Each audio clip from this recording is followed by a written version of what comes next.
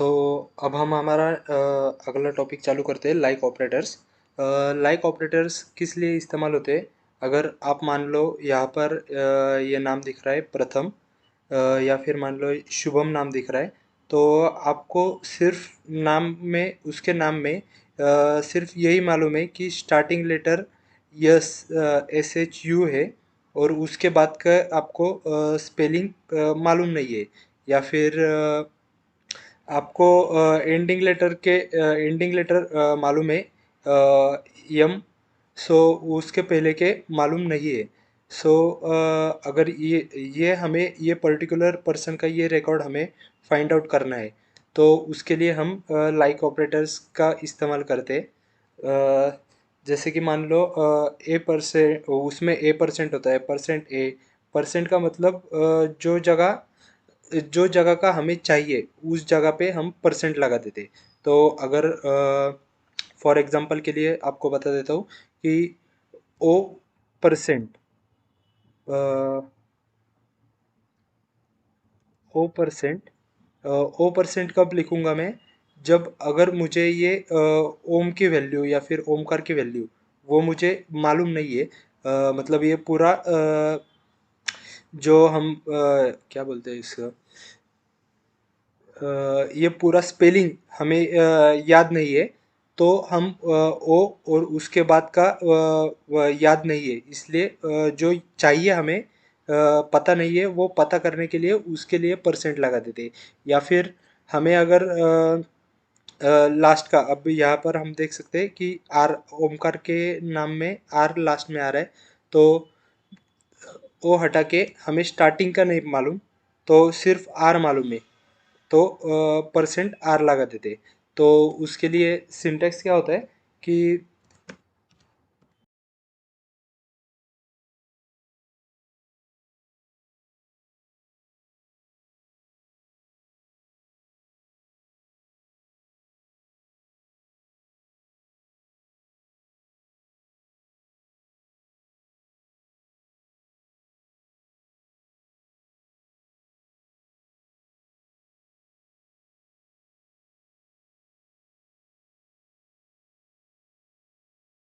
तो ये देख सकते हो आप, लाइक ऑपरेटर्स के लिए सिंटेक्स होता है select star from table name, जो भी आपका टेबल का नाम है वो, वेयर कंडीशन, और क्या आपको क्या चाहिए, अगर आपको एम्प्लॉय नेम चाहिए, जॉब चाहिए, डिपार्टमेंट चाहिए, सैलरी चाहिए, लोकेशन चाहिए, उस हिसाब से वो कॉलम का नाम, उसके बाद लाइक, और आप जो ऑपरेटर लगाना चाहते हो, मतलब आपको अब यहाँ पर ओमकार का जो पूरा नाम है, ओमकार आएगा, ओम भी आएगा इसमें।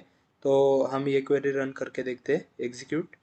सो ये देख सकते हो आप, यहाँ पर सिर्फ वो नाम लिख कर आए जिनका EMP नेम वो लिख के आए जिनका स्टार्टिंग लेटर ओ है, और उसके आगे का चाहे जो भी हो वो सारे के सारे लिख कर आ चुके हैं। तो ये होता है लाइक ऑपरेटर का सबसे पहला वाला लेटर, और उसके बाद परसेंट।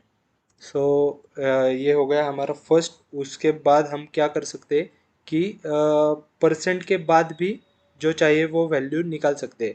अगर हमें शुभम की वैल्यू चाहिए, तो एम लास्ट में आता है, तो पहले हम परसेंट लगा देंगे, फिर लास्ट में एम लगा देंगे, तो ये हो जाएगा। जिन जिन के नाम पे लास्ट में एम आ रहा है उन सारों की वैल्यू आ चुकी है, और जैसे कि ओम आया, प्रथम आया, वापस से एक और बार प्रथम, और ये शुभम। सो इस तरह से ये काम करता है।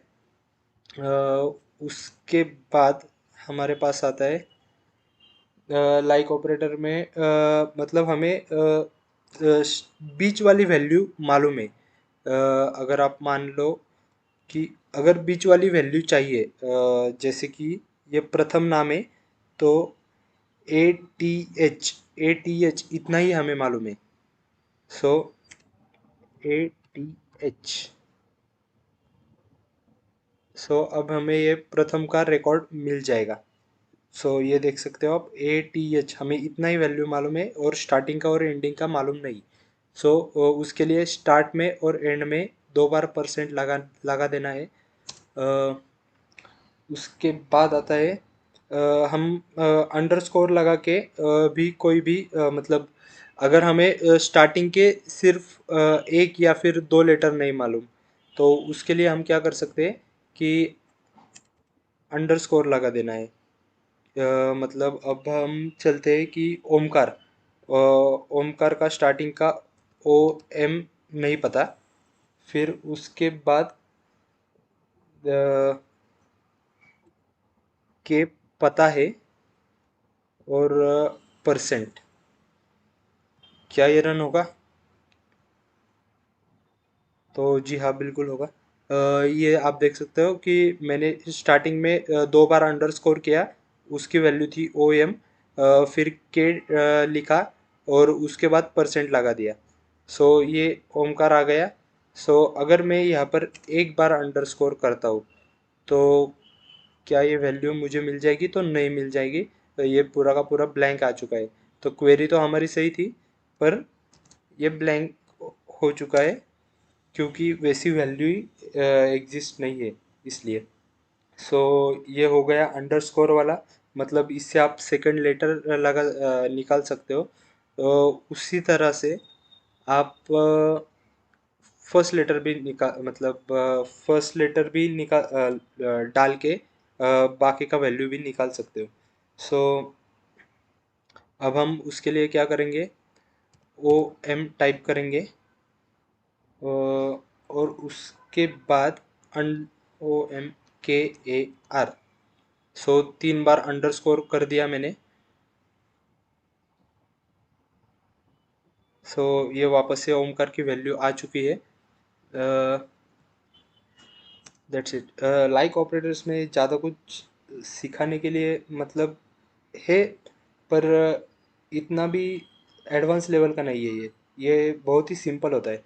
सो और उसके बाद आप मतलब बीच की वैल्यू आपको नहीं चाहिए, तो उसके लिए एक और तरीका है कि आप यहाँ पर अ, मतलब ओ परसेंट आर, मतलब इससे आपको वो वैल्यू मिल जाएंगी जिसका स्टार्टिंग लेटर ओ है और एंडिंग लेटर आर है। तो आप यहाँ पर देख सकते हो। अगर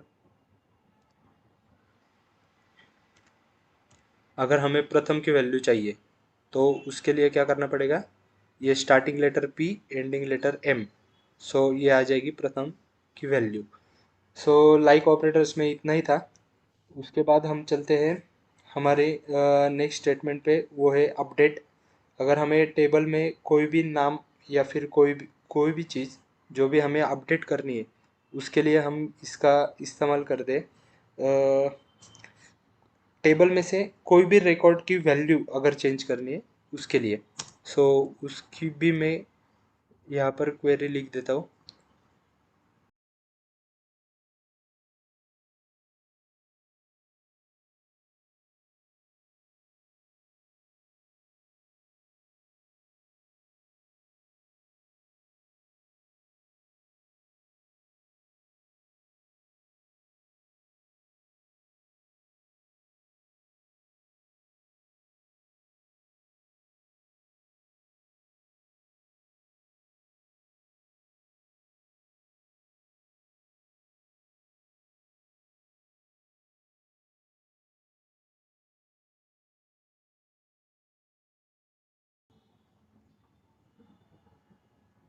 तो वन रो अफेक्टेड डिपार्टमेंट जो हमने पहले देखा था इंजीनियर के लिए, वहाँ पर ओम नाम का एम्प्लॉय काम करता था, तो उसकी जगह पर अब रिया नाम का एम्प्लॉय आ चुका है। सो ये देख सकते हो आप, यहाँ पर वैल्यू भी चेंज हो चुकी है, रिया नाम लिख के आया है। सो इस तरह से अपडेट स्टेटमेंट का इस्तेमाल हो जाता है। उसके लिए हम सिंटेक्स क्या होता है, अपडेट, अपडेट ये पहले लिखना पड़ता है, उसके बाद टेबल का नाम, उसके बाद सेट, मतलब जो भी हमें वैल्यू इनपुट करनी है, नई वैल्यू हमें डालनी है वो सेट, और वो किस कॉलम में डालनी है, तो वो कॉलम का नाम, जो वैल्यू डालनी है वो, उसके बाद कंडीशन लगानी है वेयर डिपार्टमेंट। आप ये कंडीशन में कोई भी लगा सकते हो, job, department, salary, location, EMP number, कोई भी आप जो चाहे वो लगा सकते हो। तो ये कंडीशन जिस कॉलम पे लगानी है उस कॉलम का नाम, और आप वापस से उस कॉलम में जो भी चीज़ है वो टाइप करनी है। जैसे कि मान लो डिपार्टमेंट में आईटी डिपार्टमेंट है, इंजीनियर्स है। सो ये होता है अपडेट का स्टेटमेंट। उसके बाद आते हैं हम कंस्ट्रेंट। कंस्ट्रेंट क्या होते हैं? कंस्ट्रेंट आपके टेबल को एक यूनिकली डिफाइंड कर देते हैं। जैसे कि कंस्ट्रेंट में आप लिख सकते हो कि अगर कोई भी एक कॉलम है, मुझे इसमें वैल्यू डालनी ही डालनी है, ये मैं स्किप नहीं कर सकता, ईएमपी नंबर। तो हम उसमें क्या क्या लगा सकते हैं कि नॉट नल लगा सकते हैं। नॉट नल लगाने से वैल्यू डालनी ही पड़ेगी, अगर मैं वहाँ पर वैल्यू नहीं डालूंगा तो वो नहीं काम करेगी। सो कंस्ट्रेंट में क्या क्या कौन से कंस्ट्रेंट्स होते हैं, तो उसमें टोटल चार टाइप के कंस्ट्रेंट होते हैं, चार या पांच। उसमें नॉट नल होता है, यूनिक होता है, प्राइमरी के होता है, फॉरेन के होता है, और चेक कंस्ट्रेंट होता है, और डिफ़ॉल्ट कंस्ट्रेंट भी होता है। सो अगर ये समझना है तो मुझे एक टेबल क्रिएट करना पड़ेगा। सो मैं फटाफट से एक टेबल नया, जो कि मैंने यहाँ पर क्रिएट तो कर चुका हूँ, तो यही कॉपी पेस्ट करके नीचे लिख देता हूँ।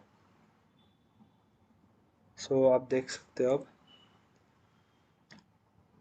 मैंने क्या कर दिया इधर, क्रिएट टेबल ऑर्डर्स। क्या शायद से मैंने ये क्रिएट कर चुका है पहले।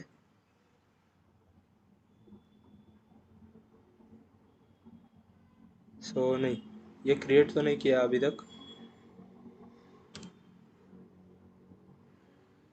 शायद इस वजह से एरर आ रहा है। Okay, it's okay. सो उसमें मैंने क्या क्या कर दिया, कि ऑर्डर आईडी नाम का एक कॉलम बना दिया, उसका डाटा टाइप लिख दिया इंट। उसके बाद नॉट नल, ये हमारा एक कंस्ट्रेंट है। सो नॉट नल मतलब वहाँ पर मुझे वैल्यू चाहिए ही चाहिए, वो मैं स्किप नहीं कर सकता, उसके लिए नॉट नल। उसके बाद मैंने लिख दिया यूनिक। यूनिक इसलिए होता है कि डबल वैल्यू नहीं चाहिए। मतलब जहाँ पे आप देख सकते हो यहाँ पर मैंने ई एम पी नेम 1 1 डाल दिया, सो ये नहीं चलेगा। इसलिए यूनिक, हर बार अलग अलग वैल्यू चाहिए, 1 2 3 4 5 6 7 8 9 10। जैसे कि सारे के सारे वैल्यू यूनिक है, अलग है। उस तरह की जब हमें वैल्यू चाहिए तो टेबल में, तो उसके लिए यूनिक कंस्ट्रेंट का इस्तेमाल किया जाता है। सो प्राइमरी की, हम इसे ही प्राइमरी की लगा सकते हैं, या फिर फॉरेन की।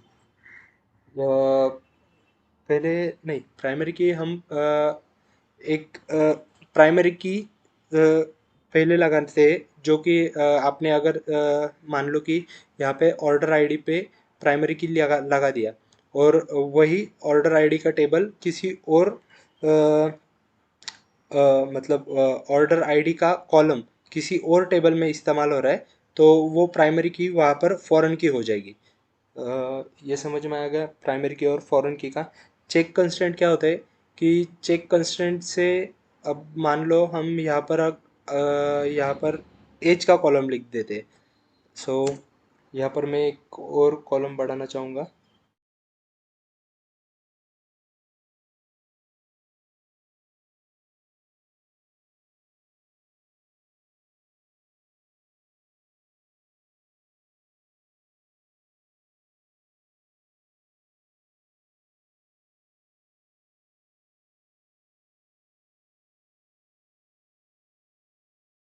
यहाँ पर मैंने एक कॉलम बढ़ा दिया एज नाम से, उसका डेटा टाइप मैंने इंट लिख दिया, वहाँ पर ये चेक नाम का ये कंस्ट्रेंट लगा दिया। और ये चेक मतलब क्या होगा, अगर एज 18 से ज़्यादा है, 18 प्लस है, तो ही इनपुट करो, या फिर वो वैल्यू को स्किप करो, मतलब वो वैल्यू इनपुट ना ही करो।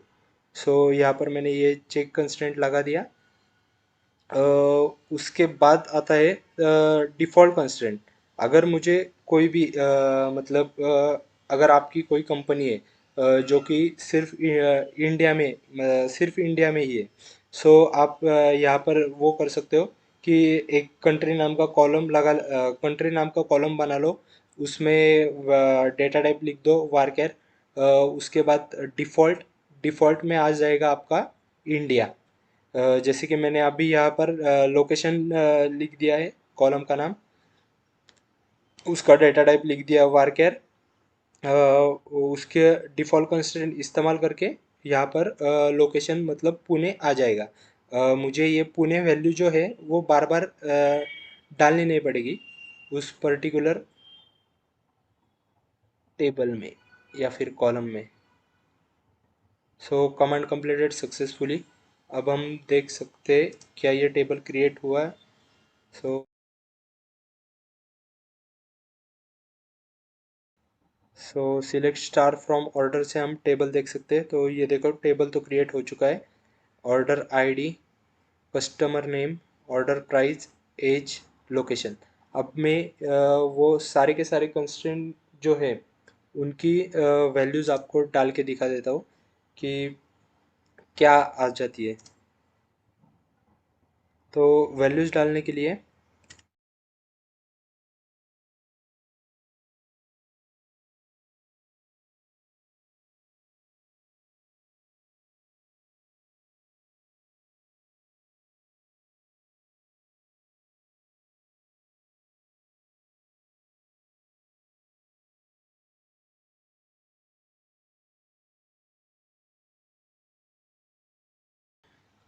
मैंने यहाँ पर इंसर्ट इनटू का स्टेटमेंट लिख दिया। सो अब मैं यहाँ पर वैल्यूज़ पुट करूँगा। क्या ये होगा? क्योंकि मुझे तो यहाँ पर इनवैलिड कॉलम नेम एज दिखा रहा है और ये एज का कॉलम तो हमने बना लिया है। So I don't think so it's can execute. Okay, one row affected. तो देखते हैं हम क्या ये वैल्यूज़ आ चुकी है। सो हाँ, वैल्यू तो आ चुकी है। और लोकेशन जो कि हमने डिफ़ॉल्ट रख दिया था उधर मैंने कात्रज पुट कर दिया। तो वो पुणे की जगह पे कात्रज आ चुका है। अगर मैं यहाँ पर ये लोकेशन में कोई भी इनपुट ना दे दूँ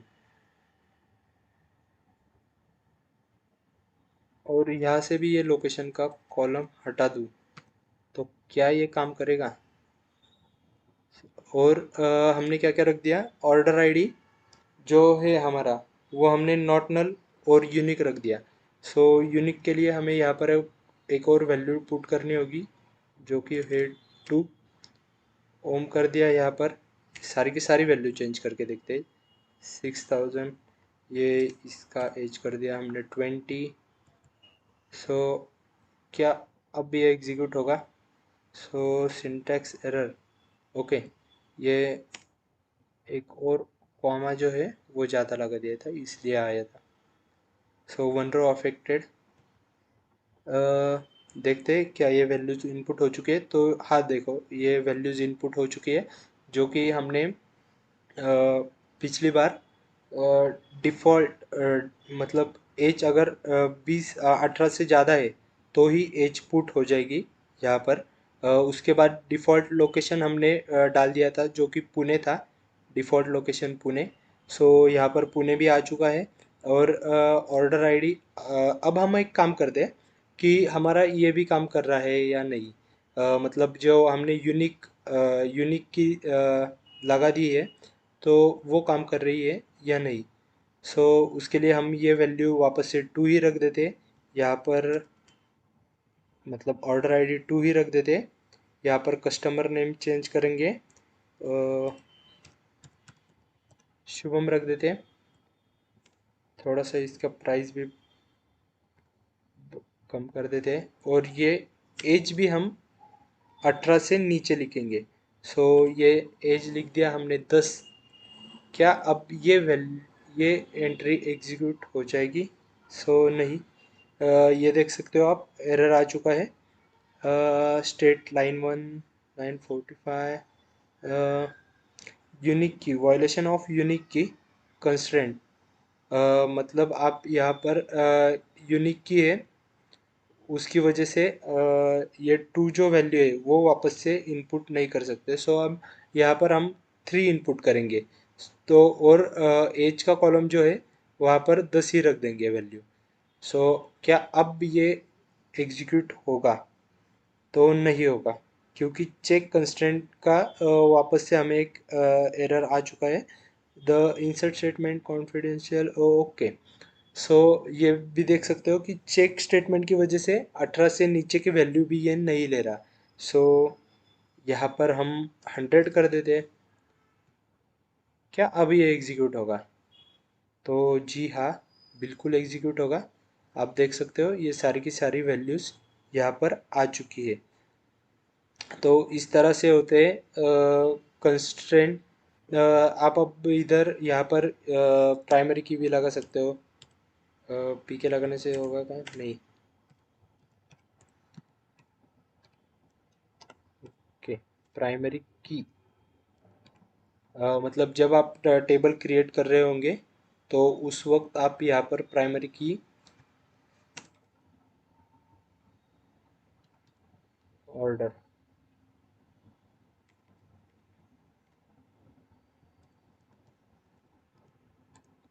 ओके, पर्सन नाम का कोई टेबल नहीं है, तो आप यहाँ पर प्राइमरी की या फिर फॉरेन की ऐसा कोई भी लिख सकते हो। और ये एम एस एसक्यूएल सर्वर में आप ऐसा करके टेबल रन कर सकते हो। सो प्राइमरी की और फॉरेन की में ज़्यादा है, उसका इस्तेमाल तो बहुत होता है, पर शायद से यहाँ पर आपको समझाने की वो ज़रूरत नहीं पड़ेगी, क्योंकि आसान है और मैं जानता हूँ आप वो कर लेंगे। सो इतना ही था कंस्ट्रेंट्स में। और उसके बाद हम आ जाते हैं हमारे इंक्रीमेंट डिक्रीमेंट में। सो ऑर्डर्स में क्या क्या है? 3 ही वैल्यू है। तो हम हमारा वापस से पुराने टेबल पे शिफ्ट हो जाते, जो कि था एम्प्लॉय नाम से। अब हम सीखते हैं टॉप क्लॉज। ये क्या होता है? मतलब हमें टॉप के आप यहाँ पर ये सिंपल से ये करने का तरीका यही है कि यहाँ पर राइट क्लिक करो, टेबल के ऊपर जाके सिलेक्ट टॉप 1000 रो, टॉप एडिट टॉप 2000 रोज, 200 रोज। सो यही है, ये सिंपल सा तरीका है, पर उसका सिंटैक्स क्या होता है सो वो भी हम जान लेते हैं।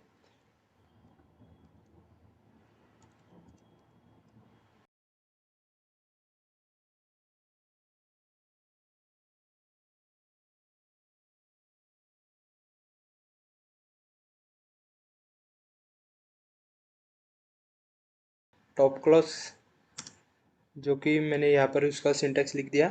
सिलेक्ट टॉप, मतलब जितने आपको टॉप के रिकॉर्ड्स चाहिए, टॉप 4 रिकॉर्ड चाहिए, 5 रिकॉर्ड चाहिए, 3 रिकॉर्ड चाहिए, तो ये टॉप 3 रिकॉर्ड्स चाहिए तो वो नंबर आ जाएगा यहाँ पर। उसके बाद ये किस कॉलम का रिकॉर्ड चाहिए, सो मैंने यहाँ पर E M P name select कर दिया, सैलरी का कॉलम सिलेक्ट कर दिया और लोकेशन का कॉलम सिलेक्ट कर दिया। सो क्या अब हम ये एग्जीक्यूट कर देते, तो ये देख सकते हो आप, टॉप के 3 रिकॉर्ड आ चुके हैं। जहाँ पर आप देख सकते हो ओमकार, रिया और वापस से ओमकार नाम आ चुका है। सो हम ये क्या ये आंसर जो मिला है वो सही है? सो देखो, ओमकार, रिया, वापस से ओमकार। ये था टॉप क्लॉज। इसमें ज़्यादा समझने की बात नहीं है और ये सिंपल है बहुत। सो अब हम क्या करते हैं कि एक ऑटो इंक्रीमेंट का मैं एक सिखा देता हूँ, कि जो कि हमारा लास्ट होगा। इंक्रीमेंट डिक्रीमेंट जो होता है, सो वो समझा देता हूँ। अगर ये ईएमपी नंबर जो है मुझे ये यूनिकली चाहिए, या फिर आप वो पिछले टेबल्स में देख सकते हो कि मतलब ये जो ऑर्डर्स का ये जो टेबल था,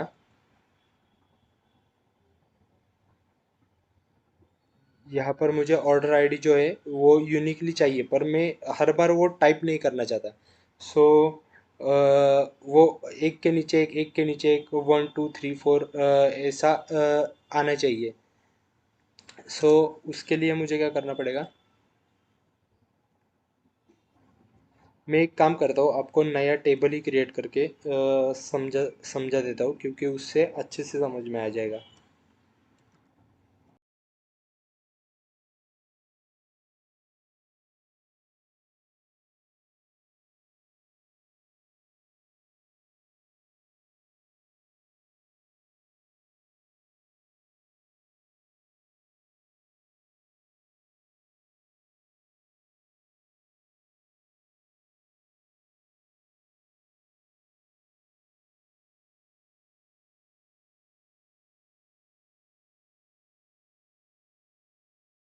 मैंने क्रिएट टेबल का स्टेटमेंट तो लिख दिया। सो अब हम यहाँ पर पहले क्या लिख देंगे कि स्टाफ आईडी लेंगे, जो कि इंट उसका डेटा टाइप इंट होगा। और ये जो होता है इंक्रीमेंट के लिए हम क्या इस्तेमाल करते हैं? आइडेंटिटी लिख देते एम एस एसक्यूएल सर्वर में, सिर्फ एम एस एसक्यूएल सर्वर के लिए आइडेंटिटी लिख देते। और अगर मुझे आइडेंटिटी मतलब वो जो नंबर है वो उसका स्टार्टिंग 101 से चाहिए। 101 वाला जो है वो पहला चाहिए, या फिर एक से इंक्रीमेंट होना चाहिए। उसके लिए अगर मैंने यहाँ पर दो इंक्रीमेंट कर दिया तो 102 स्किप होगा, 103 नेक्स्ट प्रिंट होगा। मतलब जहाँ जैसे कि पहले मैं कोई भी एंट्री कर देता हूँ, मतलब कोई भी रिकॉर्ड में एंटर कर देता हूँ। जैसे कि मान लो मैंने ओमकार का रिकॉर्ड एंटर कर दिया। सो उस पर वो जो स्टाफ आईडी होगा, जहाँ पर ऑर्डर आईडी दिख रहा है, सो वहाँ पर वो स्टाफ आईडी होगा। सो वो पहला स्टाफ आईडी आ जाएगा 101। और मैंने दूसरा रिकॉर्ड एंटर कर दिया, जैसे कि मान लो ये ओम का रिकॉर्ड है, जो कि मैंने दूसरा है। सो यहाँ पर जो स्टाफ आईडी होगा वो 103 आ जाएगा। उसके बाद एक और नंबर स्किप हो जाएगा, और वहाँ पर वो स्टाफ आईडी आ जाएगा 104 3 सॉरी 5। सो हम ये दो रिकॉर्ड स्किप करने का ही देख लेते कि क्या होता है।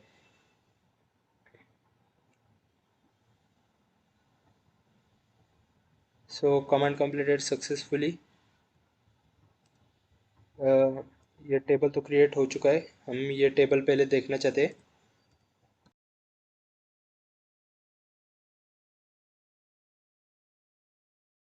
तो हमने अभी एक टेबल क्रिएट कर दिया है, और उसमें देखो तीन कॉलम है, जो कि staff ID, person name, salary. हम फटाफट से अब इसमें वैल्यूज पुट कर देते हैं।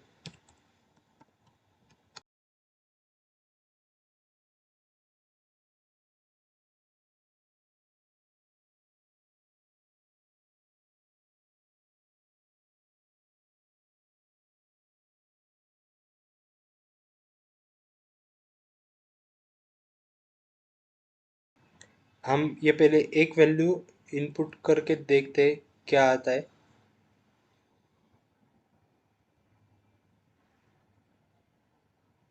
सो आप देख सकते हो यहाँ पर स्टाफ आईडी आ चुका है 101, प्रियाल, सैलरी 500। सो अब हम यहाँ पर ओम कर देते हैं, सैलरी 200 कर देते हैं। तो अब ये हमें स्टाफ आईडी जो है वो कितना मिलेगा? 101 पहले मिला, उसके बाद अब ये कितना मिलेगा? सो 103 मिल गया।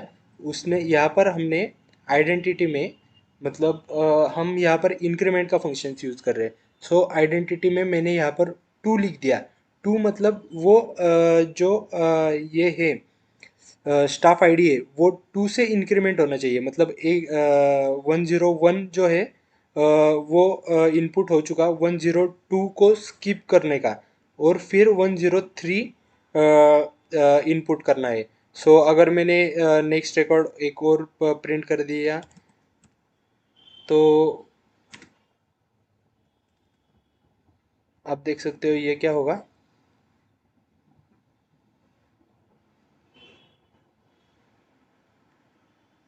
सो आप देख सकते हो ये एक एक नंबर छोड़ के अगला नंबर ले रहा है।